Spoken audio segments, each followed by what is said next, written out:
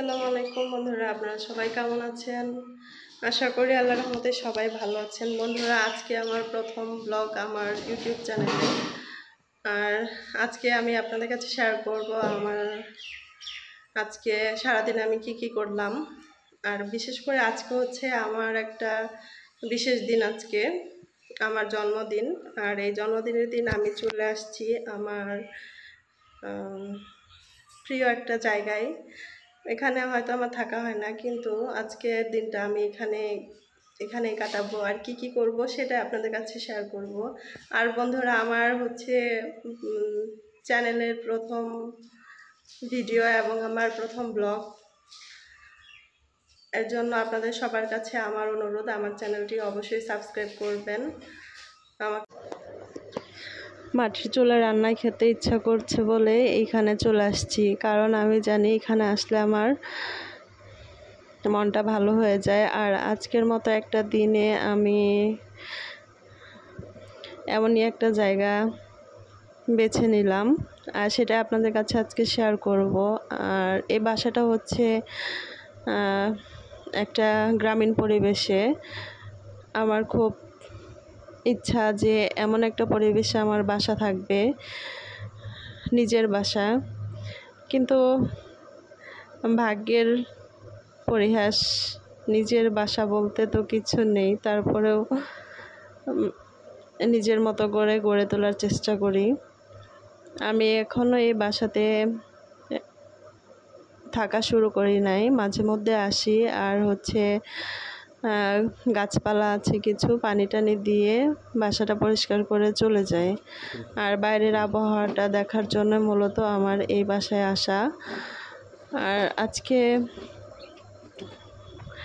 আমার মাটির চুলা রান্না খেতে খুব ইচ্ছা করছিল।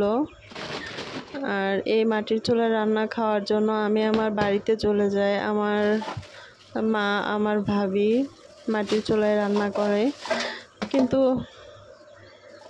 কাজের সূত্রে বাড়িতে মন চাইলে যাওয়া যায় না। তারপরেও মাসে একবার করে বাড়িতে যাওয়ার চেষ্টা করি।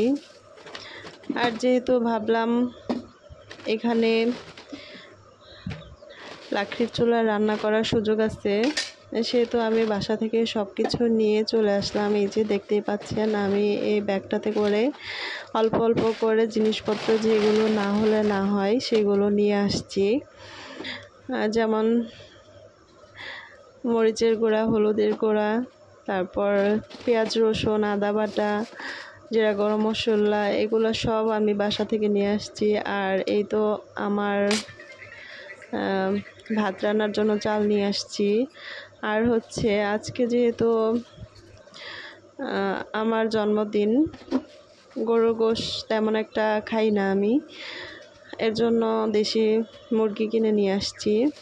আর এটা সব কিছুই আমি আমার বাসা থেকে প্রসেসিং করে নিয়ে আসছি, যেহেতু জানি যে এখানে তেমন কোনো ব্যবস্থা নাই, জিনিসপত্র নাই যে ক্লিন করব।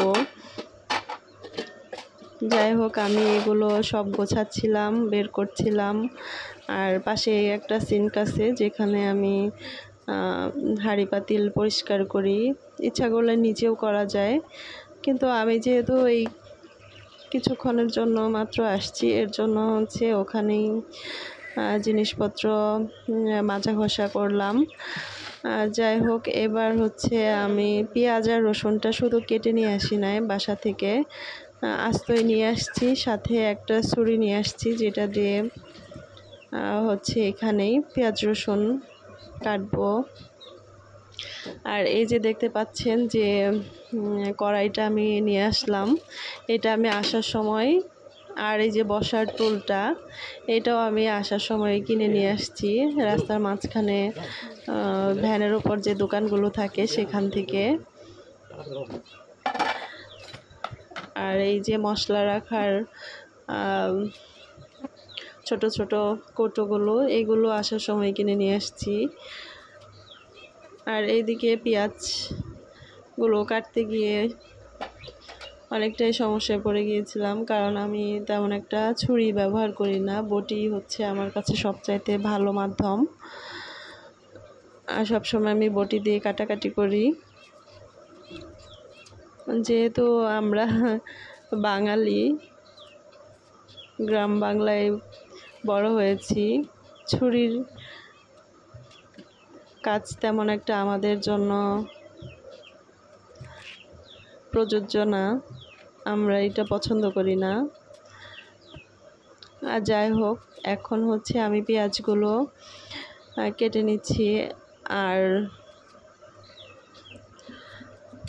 এত মাছি আসছিল যে পরিমাণ, মাছির জন্য আমি হচ্ছে এখানে বসে থাকতে পারছিলাম না। মাঝে মাঝে মনে হচ্ছিল যে কোনো পোকা টোকা চারপাশ দিয়ে আসতেছে কিনা, যেহেতু চারপাশে শুধু গাছগাছরা আর শাকসবজির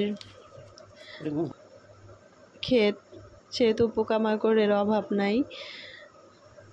আর এদিকে পেঁয়াজ কাটতে কাটতে আমার প্রায় 10-15 মিনিট সময় লাগলো। আর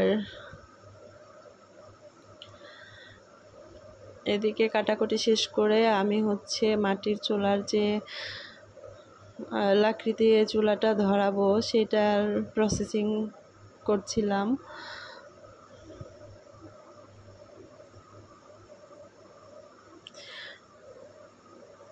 আর পাশেই যে আমার রান্নাঘরের সামনে করল্লা গাছ দেখা যাচ্ছে, ওটা হচ্ছে একটা করল্লা গাছ, যেটা কেউ লাগায়নি, এটা এমনি এমনি গাছটা হয়েছে। কিন্তু এই গাছটাতে এত পরিমাণ করল্লা ধরেছে, আপনারা দেখলে বিশ্বাস করতে পারবেন না। আপনাদের আমি দেখাবো, শেয়ার করব যদি সময় থাকে। যেহেতু চেয়েছিলাম আপনাদের আমি সব কিছু শেয়ার করব, কিন্তু সময়ের অভাবে মনে হয় না শেয়ার করা হবে। এই দেখেন, আমি হচ্ছে বাগান থেকে লাকড়ি কুড়িয়ে নিয়ে আসলাম। গাছের যে ছোট ছোট ডালগুলা পড়েছিল, সেই ডালগুলো খুঁটে নিয়ে আসলাম। ঠিক আমার গ্রামের বাড়ির মতো। গ্রামের বাড়িতে যেহেতু খুঁড়তে হয় না, কারণ আমাদের অনেক বড় বড় বাঁশ ঝাড় আছে, গাছ আছে, যেগুলো কাটলেই হয়ে যায়, লাকড়ির অভাব নাই বাড়িতে। কিন্তু এটা তো শহর, তারপরও যতটুকু গাছের ডাল পড়া ছিল সবগুলো আমি খুঁটে নিয়ে আসলাম। আর কিছু একটা পাখির বাসা ছিল, যেখানে পাখি ছিল না, পাখি থাকে না, ভাঙা ঝড়ে পড়ে গেছিল। ওই পাখির বাসাটা মানে যে সরিষা গাছ আছে, সরিষা গাছের সেই ডালগুলো ছিল। মনে মনে আইডিয়া করলাম যে এটা হয়তো আমার রান্নার কাজে লাগবে, এর জন্য ফেলে না দিয়ে আমি সব জমিয়ে নিয়ে আসছি। আর পরে দেখলাম যে আমার এই জিনিসগুলোই হচ্ছে কাজে লাগলো চুলার আগুনটা ধরাতে। তারপরেও অনেক কষ্ট হয়েছে চুলার আগুনটা ভালো করে জ্বালাতে। আর এই আগুন জ্বালাতে জ্বালাতে আমার প্রায় 30 মিনিট ব্যয় হয়ে গেছে। যাই হোক, আপনাদের জন্য ভিডিওটা করা, যেহেতু আজকে আমার প্রথম ব্লগ আমার চ্যানেলে। আর ভিডিওটা অনেক লম্বা হয়ে গিয়েছে, জানি না আপনারা দেখবেন কি না। তবে আপনাদের কাছে আমার একটা অনুরোধ, আমার ভিডিও যদি আপনাদের ভালো লেগে থাকে, আপনারা অবশ্যই আমার চ্যানেলটিকে সাবস্ক্রাইব করে আমার পাশে থাকবেন। যাই হোক, এদিকেও হচ্ছে আমি চুলায় যেহেতু জালটা ধরে গিয়েছে, সেহেতু রান্নার কাজগুলো তাড়াতাড়ি সেরে ফেলছিলাম। আর এদিকে আমার প্রচণ্ড ক্ষুধাও লেগেছে, কারণ ভোরবেলা হচ্ছে আমি একটা নুডলস খেয়ে তারপর রওনা করেছিলাম। আর এদিকে এসে তো আমার চুলার আগুন ধরাতে ধরাতে আরও 1 ঘন্টা লেগে গেল। আর রান্না তো চুলার উপরে যেরকম সেরকমই ছিল। তবে আপনাদের দেখার সুবিধার জন্য আমি ভিডিও কেটে কেটে ভিডিওর স্পিডটা বাড়িয়ে দিয়ে তারপর হচ্ছে ভিডিওটা শ্যুট করলাম। আর এদিকে মানে আমরা আমাদের আঞ্চলিক ভাষায় এই লাকড়িগুলোকে আমরা খড়ি বলি। আমি এখানে খড়ি উল্লেখ করছি।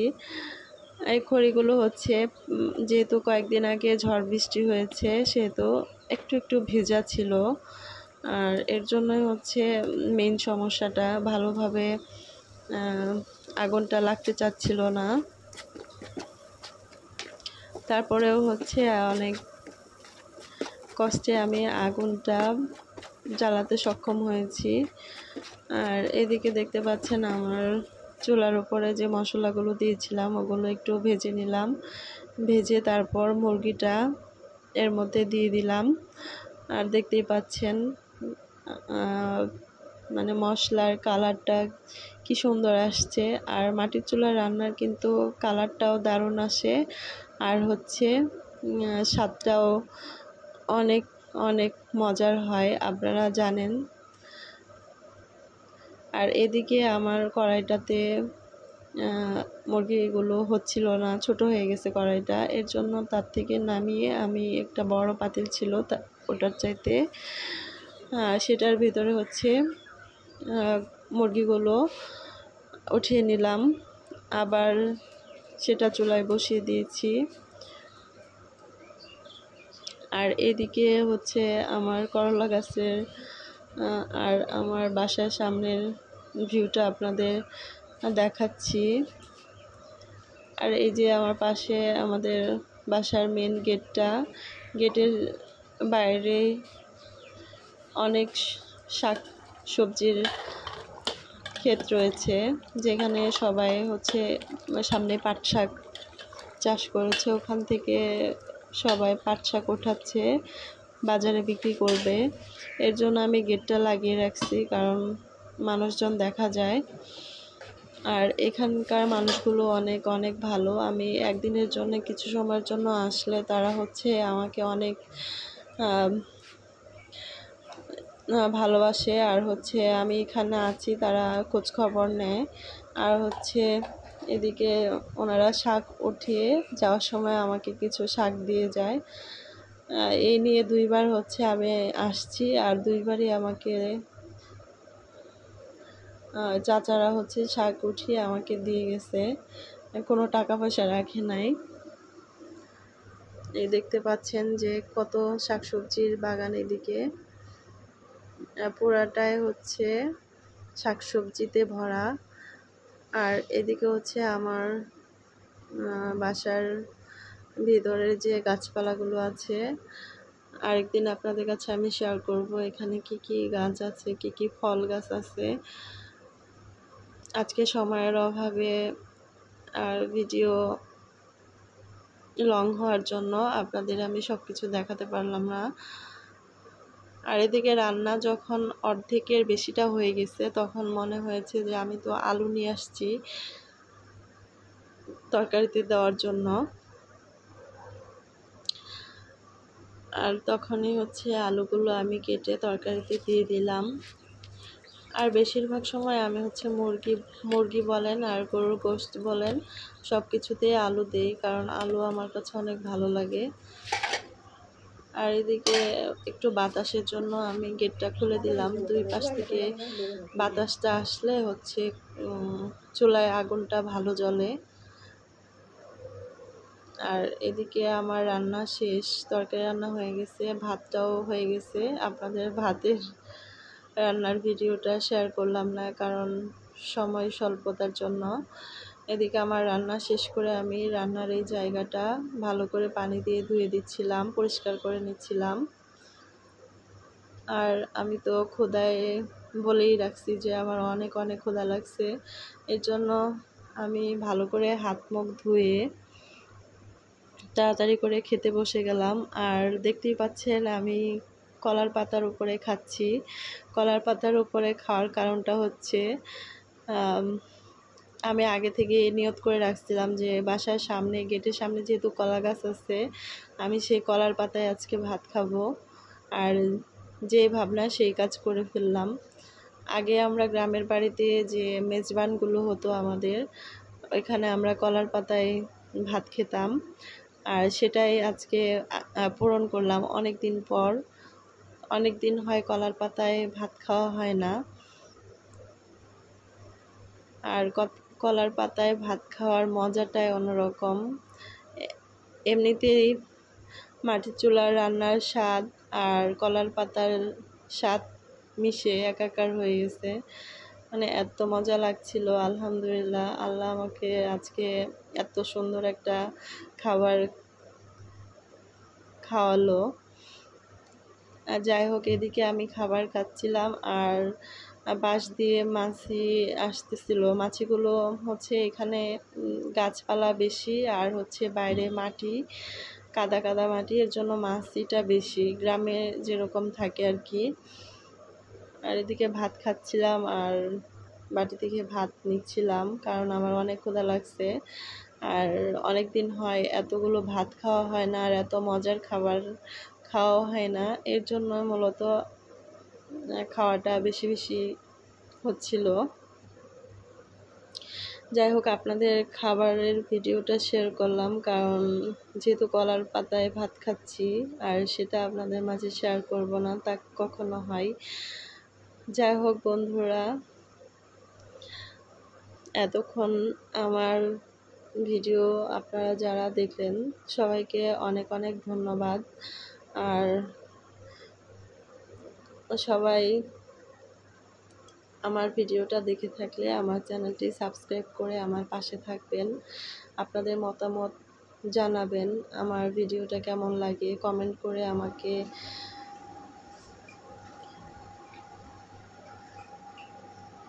উৎসাহ দিবেন। যাই হোক বন্ধুরা, সবাই ভালো থাকবেন। সবাইকে অনেক অনেক অনেক অনেক ধন্যবাদ।